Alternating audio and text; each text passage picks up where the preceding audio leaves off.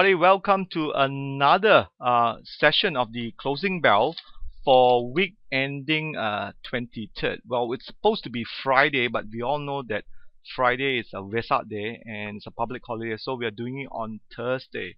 However, the rest of the world, I think with the exception of Singapore and Thailand too, who celebrate Wwealth, but whether it's tomorrow, I'm not too sure about that.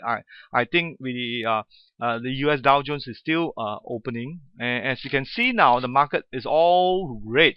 That is right, it's all red here, and KLSE is down 12 points. Morning it did open a bit stronger to the upside of 86, but yesterday we did see, let me just show you the chart here.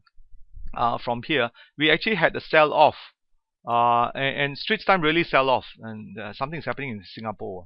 Looks like someone just invaded Singapore or what. I can show you the chart in here. That's a nasty sell. So yesterday the market did hit high.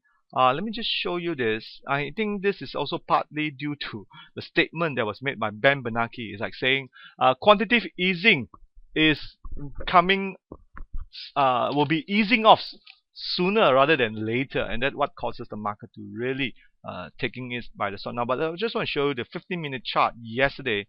When we saw this news coming out, we did hit 17, that's today's sell-off. If I'm not mistaken, yes, it's up to about 10 o'clock, tapered off a bit, and by noon we would see the actual market close lower. And from a chart wise, from a daily chart, let me just show you a daily chart, just bring it up a bit. You would see now we have, let me just bring that ink here for you. You have what we call a double top, okay, a double top.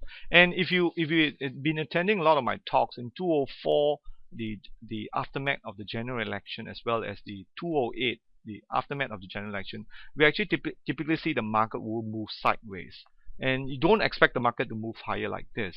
I like to see the market actually go lower to retest back the 1755 level in here, perhaps up to 35, and that's, to me, it's a very healthy sign, because the market has to remove this seller off from the market. Because I do notice a lot of people I've been talking to, the retailer, are jumping in to buy this market here. Remember, this fund has done what it did, which is what we call the relief rally after Bursa National has won on May 6th. So immediately the market played catch up with the rest of the world. Now remember, I've talked about at that time Thailand, Indonesia, and Singapore has achieved double-digit return in terms of the index. What's missing is only then the KLC side. So that's why we have that rally on the 6th of April. But since then the market has tapered off a bit. Thank you for coming, those of you in here.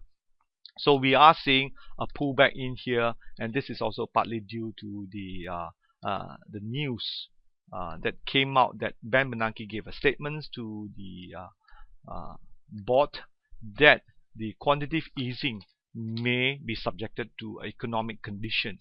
So if the economic condition improve, meaning they are looking at the unemployment rates, but unemployment rates, as we know of, is tied to the housing index. So the number of houses that have been improved, I do believe it's about 4.9 million monthly, which did show one of the strongest gainers since 2008 for the housing gain. So that has put a lot of economy. Now, why is the housing so important in US? Is because when people buy new houses, they have to buy a lot of white goods. They have to buy new furniture, they might have to buy new cars, put in a new aircon, put a new door, everything is new. So with this actually translates to consumption. Now, consumption is what drives US economy, where they don't rely a lot on domestic savings like Japan, Malaysia, and Singapore does. They are one of the lowest in there. So the demand sector is very important. So we are seeing a recovery in the housing index, meaning more people buying house. That will translate to more jobs being created. However, that's yet to be debatable.